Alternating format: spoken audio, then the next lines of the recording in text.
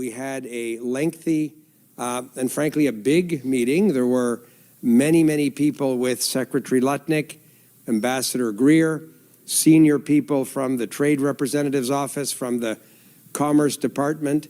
It was an opportunity for us to understand in a very concrete way the American process over the next few weeks, President Trump's America First trade policy, and the decisions that Secretary Lutnick and the President and Ambassador Greer will be considering over the next few weeks. Obviously, we reiterated the long-standing position of our government that the tariffs are unjustified, that we think it's much more constructive to build a strong North American economy by working together, by dealing with issues as important as China and other issues that frankly should be dealt with by economic partners working together, not in a context of applying tariffs to one another. So we agreed to maintain the dialogue. I speak to Secretary Lutnick in many cases a number of times a week. We exchange text messages. He seems to be working late at night and early in the morning. And we agreed to continue those conversations. A fairly lengthy discussion, a long discussion, a constructive discussion with our American partners, a lot of people around the table.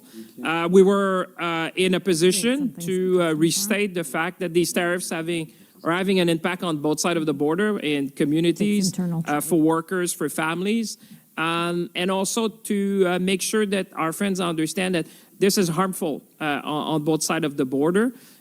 We made sure that they understand that we're here to defend Canadian interests, that there's potential for a reset as well, where you have now a new Prime Minister that is going to be sworn in tomorrow, to make sure that we engage constructively, that we engage in respect, and that we make sure that we look at the opportunities for us to do more together. Because at the end of the day, this is about making North America more competitive, more prosperous, and more resilient. So we'll be happy to take your questions.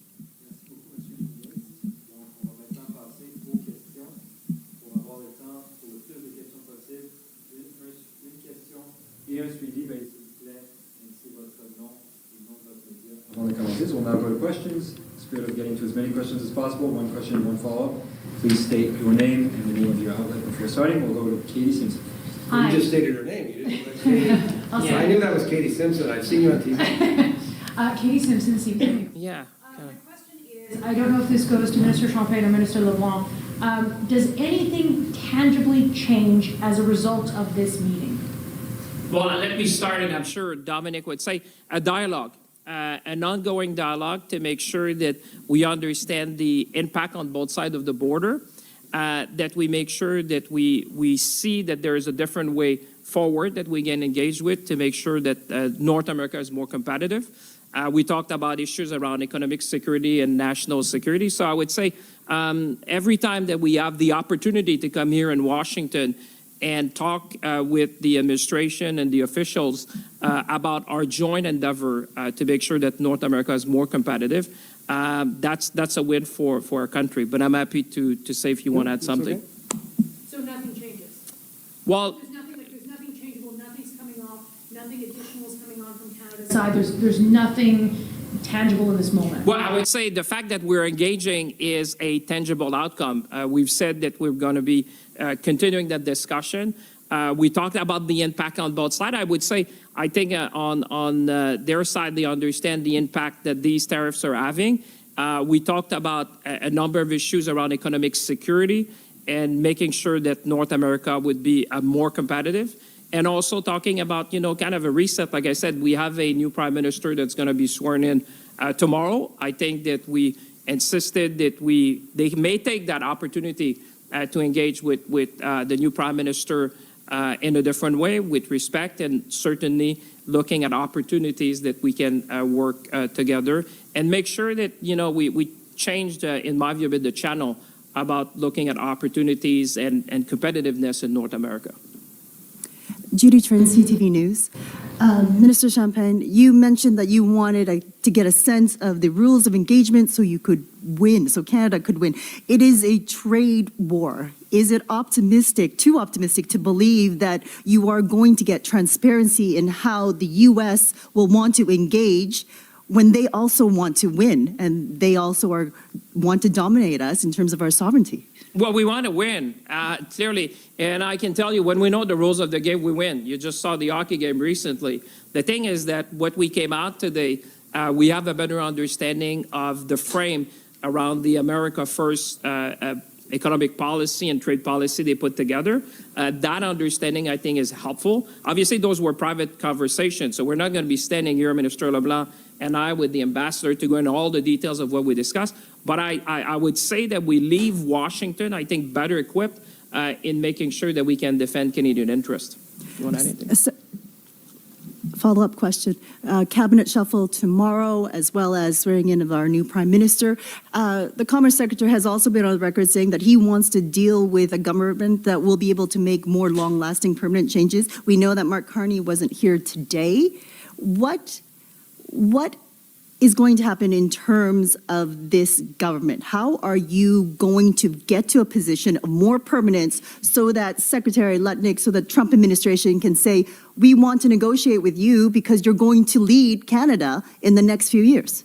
Well, they understand that we're the government. They understand the democratic process in Canada. There's also an understanding that there'll be a discussion, I would think, in the coming days between the Prime Minister-designate and the President of the United States. They understand that despite the fact that we may be in an electoral process in the coming weeks, that this is priority number one for Minister LeBlanc and I. You know, we will still be ministers during that period, or at least we'll see tomorrow. But certainly, that was a mistake. No, there's a good chance. And we will work together to make sure that we will defend Canadian interests despite the fact that we might be in an election. But we will be there. This is priority number one, fighting for Canadians every single day. This is what we've been done from day one, and that's what we'll continue to do. Minister LeBlanc, would you like to? I noticed that Minister Champagne is taking a lot of questions. Is he going to get an expanded role? I was born at night, but it wasn't last night. So you're not going to have me talk about a cabinet swearing in. I know it's very exciting. It's probably 16 hours from now. Your colleagues, I'm sure, will be at Rideau Hall. I think they have to be there like at 9:30. The ceremony, I'm told, is at 11. So the good news is you'll have all those answers tomorrow morning. So you must be very excited about it. I certainly know we are. Azeb. Oui, bonjour. Bonjour. Azeb était à Moncton pour longtemps, là. Oui, pendant 3 ans. Ouais. Alors, Azeb Ouellet-Gurgis, Radio-Canada. Premièrement, Radio je voulais Canada. savoir qui est First of all, l'interlocuteur du Canada. I would like to know who is Canada's interlocutor and how the meeting went between Howard Lutnick and Doug Ford. Obviously, the U.S. was not very happy about what had been done. So how did that meeting go between Doug Ford and Howard Lutnick? Well, my colleagues may wish to add something, but I can say that it was a meeting that Mr. Lutnick agreed to after his conversation with Premier Ford earlier this week. I spoke to Premier Ford the same day, and Premier Ford said that it would be great if I could accompany him to that meeting. After that, I spoke to Secretary Lutnick, and he was very pleased with that idea. As you know, it's the federal government that negotiates international treaties with other countries. However, the provinces are important partners for the federal government. We have a good tradition when it comes to trade, which means that we work with our provincial counterparts.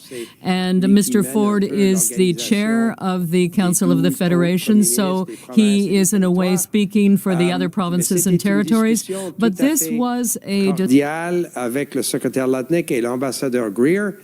On a tous offert des opinions. On a bien écouté les opinions du secrétaire Lutnick. Et on s'est entendu à la fin, Howard et moi, qu'on allait continuer la conversation la semaine prochaine. On est juste jeudi. Il se peut qu'on se parle avant la semaine prochaine. Moi, je suis très content qu'on ait un échange assez informel. Mais c'est une occasion aussi de réitérer, comme François-Philippe a bien dit, que nous ne sommes pas du tout d'accord avec l'imposition des tarifs douaniers de l'administration de M. Trump. C'est pas une surprise pour M. Lutnick ou l'ambassadeur Greer. Et on va continuer de défendre les intérêts du Canada. Une autre question, sur la frontière, justement, Donald Trump parle toujours du 51e État. Howard Lutnick a dit que ça serait fantastique si les deux économies étaient intégrées. Il soulève tout le temps cette question. C'est peut-être pour ça qu'ils essayent de forcer les tarifs et rendre vraiment très difficile pour le Canada, économiquement parlant. Est-ce que vous avez discuté de ça, justement, d'intégrer les deux économies? Est-ce que Howard Lutnick soulève cette question-là dans vos conversations? On n'a pas, François-Philippe veut peut-être ajouter, on n'a pas discuté évidemment l'intégration des deux économies. Le Canada est un pays souverain, indépendant, fier.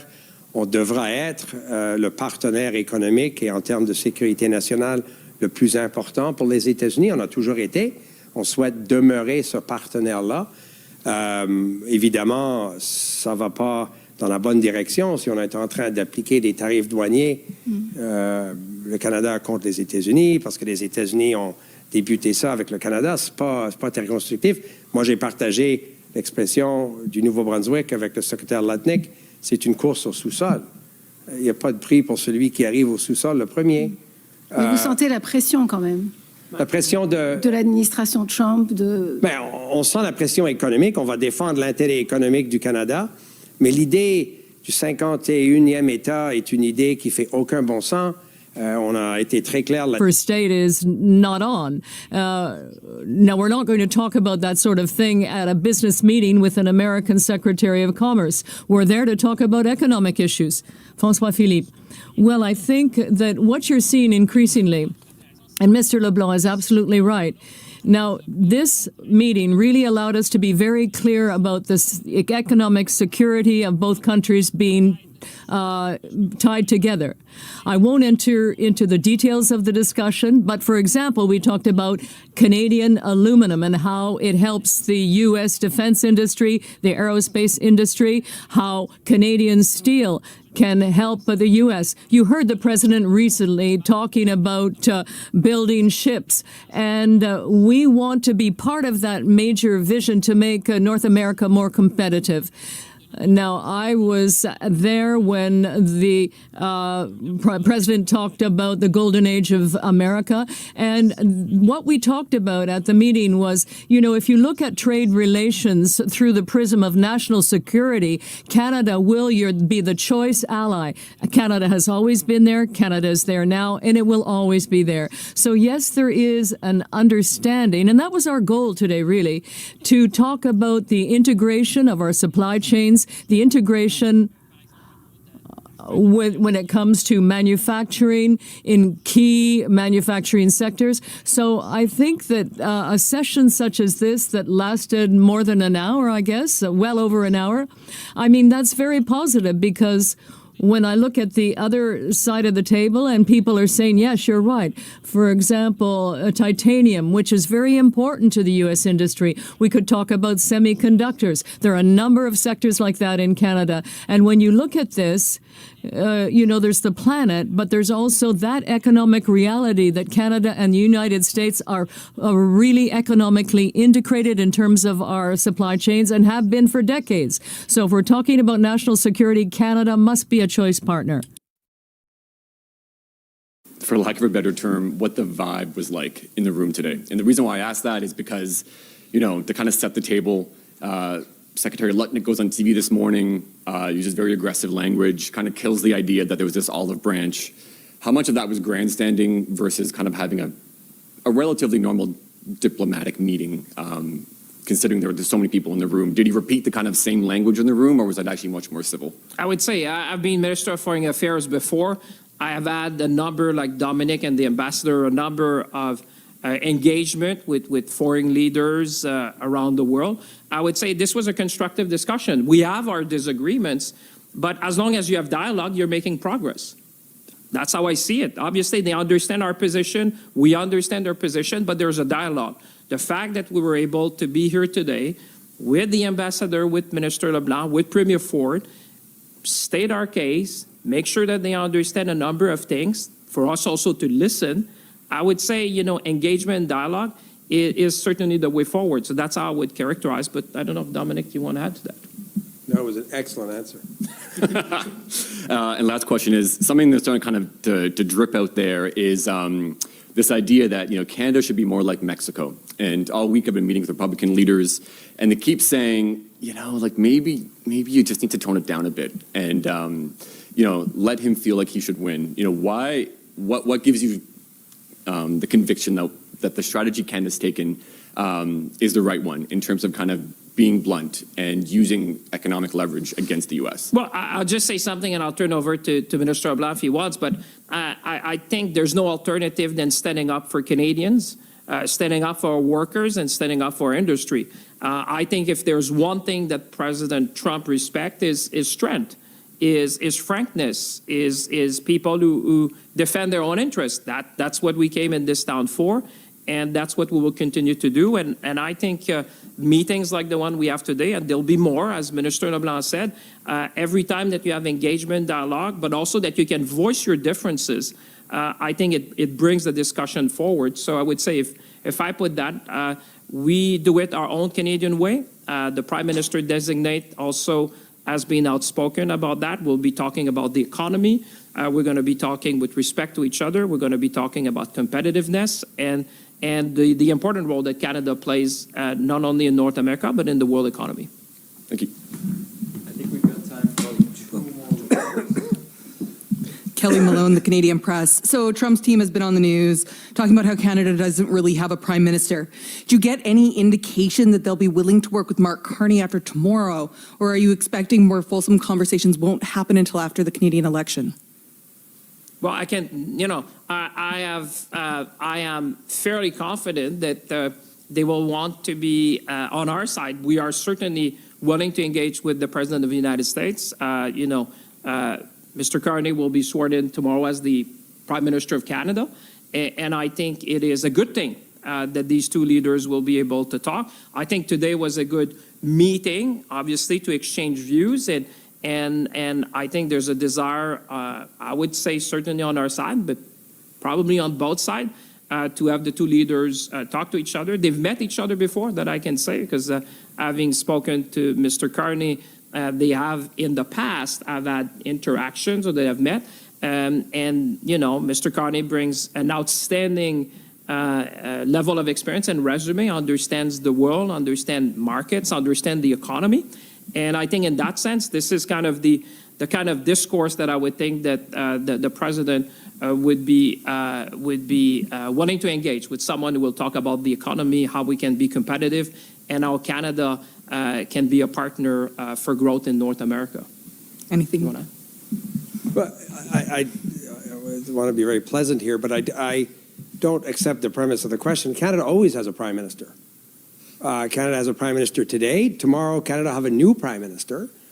But there's always a prime minister in office. The government retains the authorities, for example, to impose counter tariffs. Even during an election period, the government will be in a position to respond if we decide to respond. So I think we have to be careful. And in my casual conversations with Howard Lutnick or even Secretary Bessent, they would ask me, tell me, this process, what happens over the next few weeks. So there's no confusion on their part in terms of how Canadian democracy will unfold. Canada will always have a government that is in a position to exercise its authority, and it's no different today. And tomorrow it'll be a different government that will be exercising that same authority in defending Canadian interests.